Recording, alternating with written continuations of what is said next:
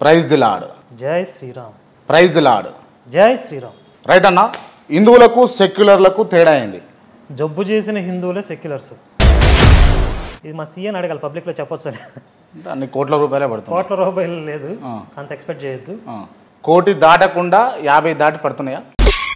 ఎప్పటి నుంచో కొన్ని సంవత్సరాల నుండి సినిమాల రూపంలో కావచ్చు, పుస్తకాల రూపంలో, సాహిత్యం రూపంలో రకరకాలుగా ఈ సెక్యులర్ వాదాన్ని హిందువుల మనసుల్లోకి బాగా జొప్పించారు. పీర్ల పండుగకు హిందువులు పోయి పార్టిసిపేట్ చేస్తారు. వినాయక చవితికి లేకపోతే ఏదన్నా సందర్భోచితంగా హిందువులకు సంబంధించిన ఫెస్టివల్స్కి కొంతమంది ముస్లింలు కూడా వచ్చి అక్కడ వడ్డించడమో లేకపోతే ఇంకేమైనా చేయడమో చేస్తారు.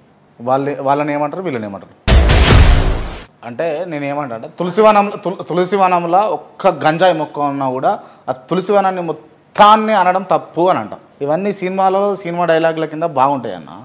కానీ నిజ జీవితంలో మీ అట్లాంటి మాట్లాడితే మంచిగా ఉంటుందా?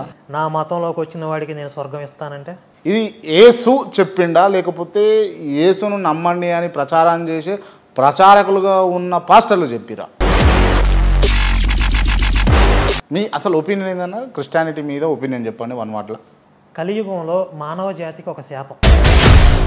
నిజంగా విఐపీలకు దేవుడు ఒక లెక్క, ఏం లేని వాళ్ళకు ఒక లెక్క ఉండాల్సిన అవసరం ఉందంటారా హిందూ భారతదేశంలో? అంటే మీరు పూర్వజన్మలో కుక్కై పుట్టిరు, పందయి పుట్టిరు, కాకాయ పుట్టిరు అని అంటారు. ఇవి ఉంటాయా? పూర్వజన్మలో మీరు కుక్కై పుట్టారు, మనిషి పుట్టారు, తర్వాత జన్మలో పందెం. ఇది విన్నారా మీరు? ఇది కాదు. ఇది విన్నారా మీరు? ఇది అంటే ఇలా ప్రచారంలో ఉంది, ఇది కాదు అన్న. మీరు శివశక్తి అని పెట్టడానికి మూల కారణం ఏంటిది? శివుడు గొప్పోడా, శ్రీరాముడు గొప్పోడా?